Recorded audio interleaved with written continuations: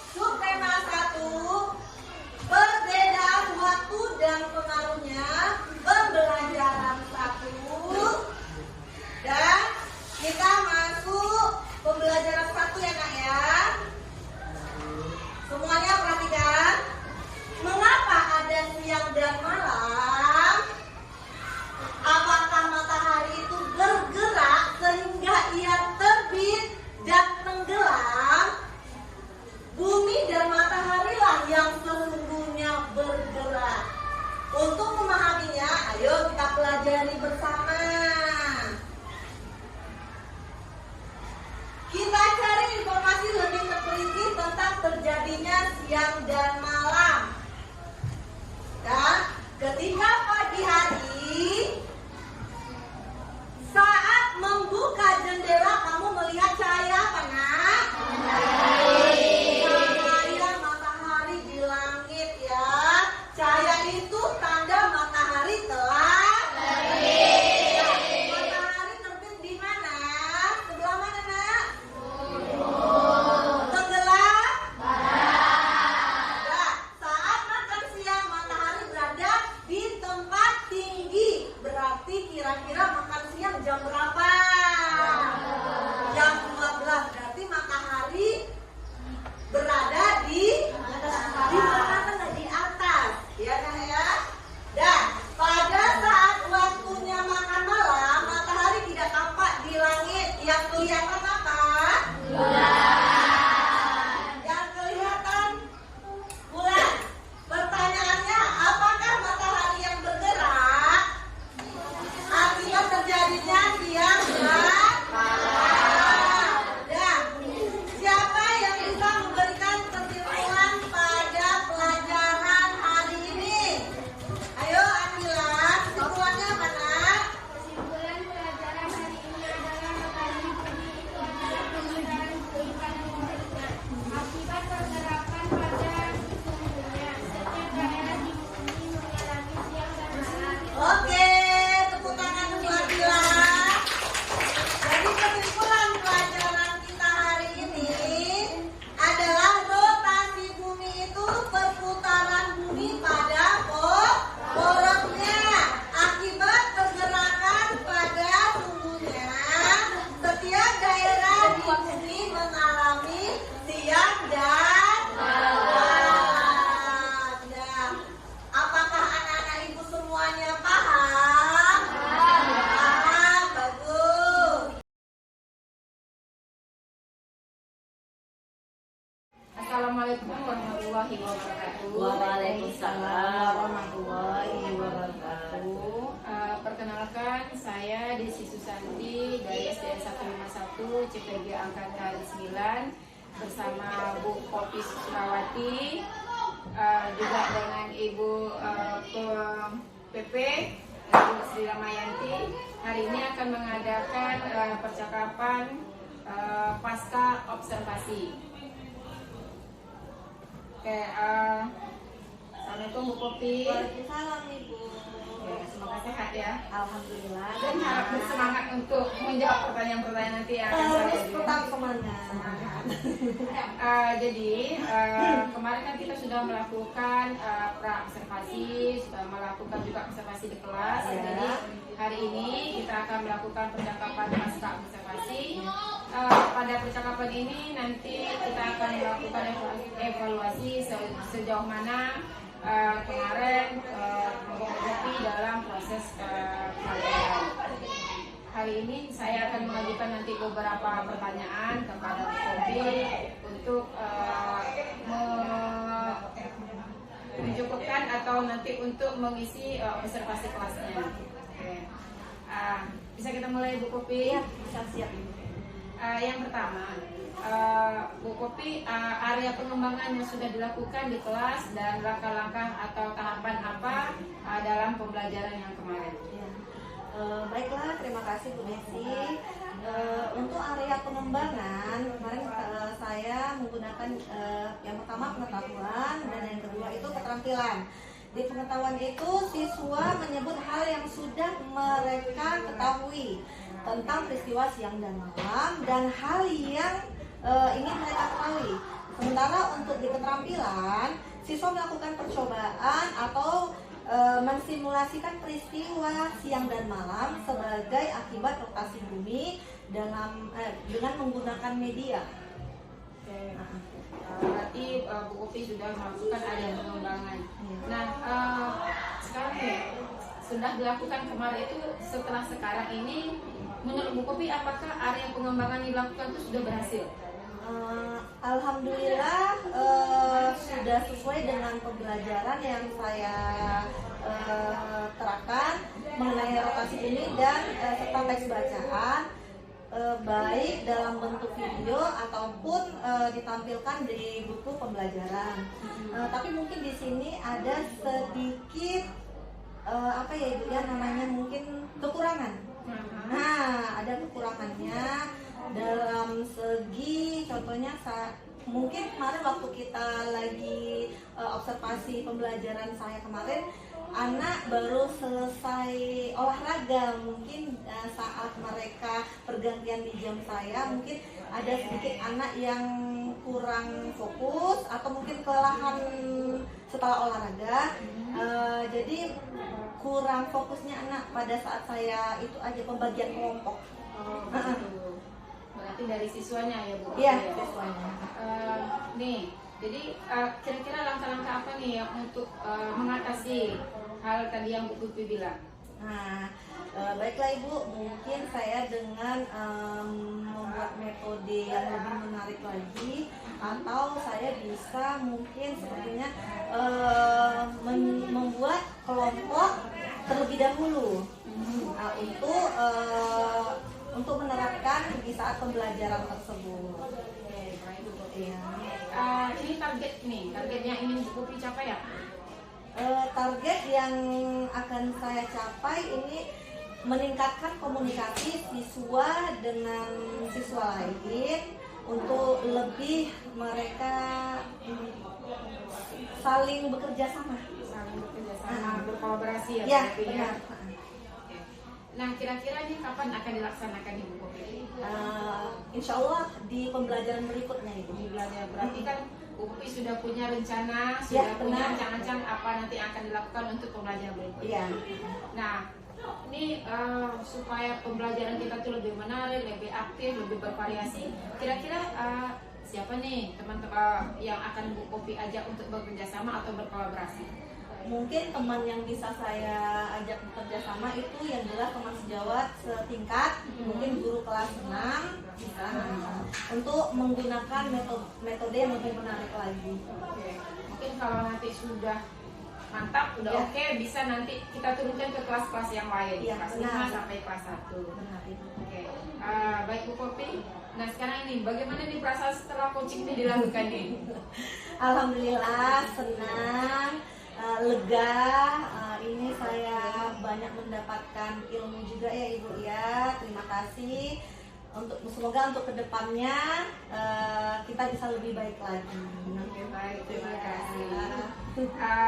Sekarang Bu Yanti, apakah ada saran atau untuk kami berdua? Oke, terima kasih, sudah bagus sekali proses coachingnya. Jadi memang di prinsip coaching itu ada 3 prinsip yang harus kita betul-betul kita praktekkan, di mana adanya kemitraannya. Kemitra itu tentunya dari si coach tidak terlalu menggurui. Jadi si coach itu ini hanya memberi pertanyaan, sehingga nanti si coach lah yang bercerita panjang lebar bagaimana apa harapan ke depan, apa yang harus dikembangkan. Alhamdulillah sudah nampak, terus proses kreatifnya juga nampak, percakapannya 2 arah ya. Dan Bu Desi juga mendengarkan secara penuh. Dan pertanyaan-pertanyaan yang digunakan adalah pertanyaan yang bagaimana menggiring ide atau menggali potensi dari Bu Popi. Terus yang ketiga itu maksimalkan potensi. Di sini ternyata Bu Popi bisa merefleksi dirinya apa sih kelebihan dan kekurangan, sehingga dari yang kelebihan itu dipertahankan, yang kekurangan itu jadilah apa sih langkah yang dilakukan sebenarnya. Dan semua sudah mendukung. Terima kasih Bu Yanti. Terima kasih Bu Popi. Sama-sama Ibu. Terima kasih atas percakapan hari ini. Sekian dari saya. Assalamualaikum warahmatullahi wabarakatuh. Waalaikumsalam warahmatullahi wabarakatuh.